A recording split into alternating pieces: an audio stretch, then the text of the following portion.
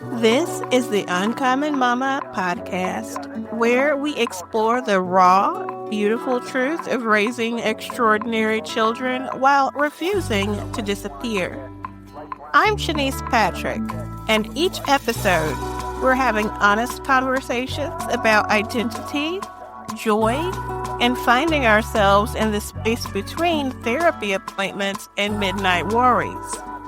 For every mother who's ever felt lost in the shadows of caregiving, this is your reminder. You're still here. You still matter, and you're not alone. Let's dive in. Hey there, it's Cheniece.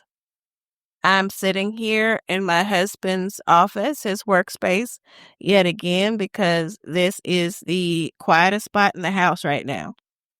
I've got my tea, my beverage of choice. Both kids are in the living room with their father. Yet again, they're playing and watching TV together, just enjoying each other's company. And me and the cat who's sitting next to me actually wanted to take a moment to check in with you again with another audio diary. Wanted to check in with you just like we're having a conversation, just the two of us in the evening. This week has been okay. It's been a lot, but it's been okay.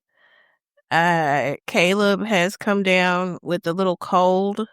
Um, weren't they just sick like last week, or recently? Anyway, has a little cough and a cold now, and so we've been giving him a little medicine here and there, and it's a fight to do so. He takes liquid medicine with a syringe, and we have to kind of fight with them to get him to take it. It sounds like Colette is trying to come down with the cough of her own, which is great, but when they're both ill together, they recover together, which is timely and convenient, if you gotta look for the silver lining. There are still meltdowns that occur from time to time with my kids. Uh, usually over what I perceive to be sensory needs, sensory issues. There will be, screaming, tears. Some of those tears are mine. And actually this happened recently. Um, and it got me to think, and I found myself thinking about something that I wanted to share with you all today. I've been reflecting a lot lately on just what it means to find your people. What it means to find your people, your village, when you're walking a path like mine that looks so different from what you expected. So let's talk about that today. Finding community when it feels like no one else quite understands what your life is like. Last weekend, we went to the grocery store, attempted to go to the grocery store. Uh, you know the type, like Walmart, the huge, big ones inside. Bright lights, chaos everywhere, people walking around, kids running around, loud noises. Um, Caleb was immediately overwhelmed within 10 minutes of entering the store, and I spent most of the shopping trip with him, consoling him, tending to him, and trying to pull him out of having a meltdown, a big emotion. Um, my husband stayed with our daughter, who is small enough to sit in the front of the cart, in the front of the basket, and she was easier to deal with because she was being physically contained in the front of the basket. I looked around the shopping center, the super center, at all of the other moms, all the other parents there chatting, laughing together, sharing stories with each other, I'm sure. And even though I was literally surrounded by these people, I have never felt so alone. And That's the thing about this journey, isn't it? The isolation doesn't come from being physically alone.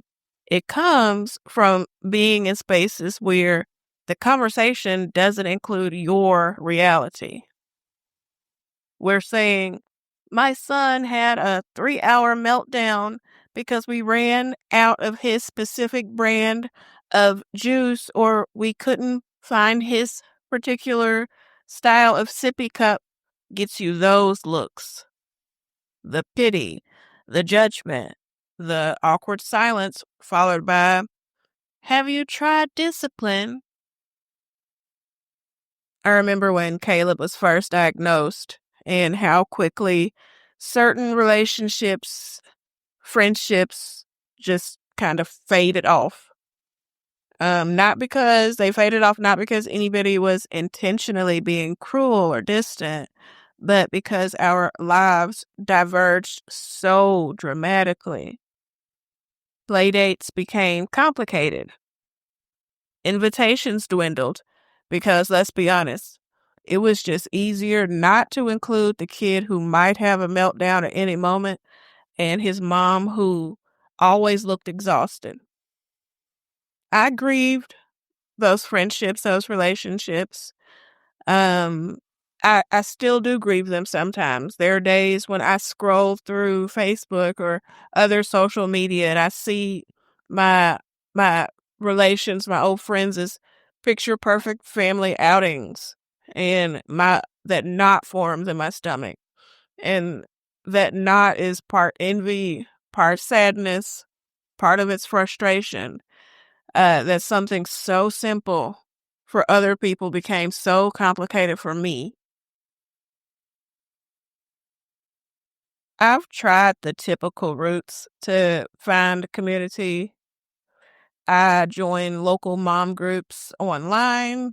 I physically attended a mom support group sponsored by the clinic that my children are seen at.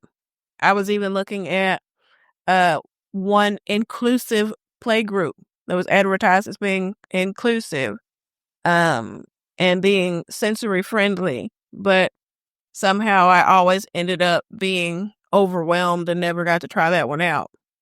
But everywhere I did go, I felt like I was constantly explaining, translating, educating, teaching. I would say things like, no, he's not being defiant, or yes, I've tried that. No, this isn't a parenting issue. It was exhausting, really, carrying not only the weight of my own experience, but also the responsibility of helping others understand it. Do you know that feeling? When you're so tired of being the autism ambassador that you just want to be around someone else who already gets it.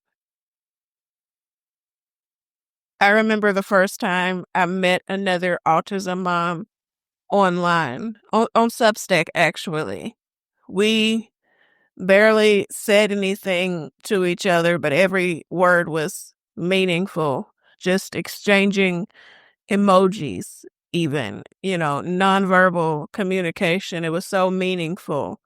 I remember her explaining about her son started stimming, um, flapping his hands together, in excitement, which I know all about. And she didn't have to feel embarrassed. She didn't have to apologize or explain or define what was happening to me. She had that freedom to just be. And I know I felt in good company. I felt the relief as well. We were just literally typing text to each other and pictures. And I remember it being just the most amazing feeling ever. I nearly cried, actually, because for the first time in months, I didn't have to literally translate my experience. I didn't have to justify or explain. I could just be. My village looks nothing like I imagined it would be back when I was still daydreaming about motherhood. It's smaller, for one. There are fewer casual acquaintances, and more deep, intentional connections. Um, some of my closest supports now are people I've never actually met in real life. There's one girl, the one here from Substack. There's a dad actually as well from Substack as well, and a mom from a Facebook group that she makes me laugh until I cry sometimes. Actually, she uses humor a lot, and I appreciate it because I'm not naturally funny. And then there are the unexpected people. I call them angels. Like my neighbor who has no personal connections to autism that I know of, but who learned that our son Caleb is calmed by water that's in her like the water that's in her bird bath in her front yard. He will look at it in amazement and it will just make him chill out and he'll get so tranquil. And so what happened is she gave me personal permission to come to her front yard, actually enter her front yard so we could all gaze at her bird bath with Caleb. Come anytime, she said. It was really, it created some really picture perfect moments, that small gesture. I know Caleb appreciated it and I appreciated the calming effect that it had on him and everybody else too that was around him. I really appreciate her. I really do. I hope my neighbor's listening. I got to tell her about this episode. My village, it did not come ready made. I had to build it piece by piece, and I'm still building it. Some days I add new people, and even some days I have to let others go who just don't get it or who aren't willing to even try to get it. What I've learned is that it's not about having a lot of people around you. It's about having the right people, people who don't require you to be smaller or different or less honest and genuine about your real struggles, people who make space for all of who you are, not just the polished exterior, put together version that we put into our social media pictures. I wonder where you are in finding your own village. Maybe you're still feeling completely alone, scrolling through podcasts at 1 a.m., looking for a voice that understands, like mine. Maybe you found one or two people who get it, but you're craving more connection. Um, Wherever you are, I want you to know that there is a community waiting for you. And that's why I created Uncommon Mama in the first place, because I needed this village too.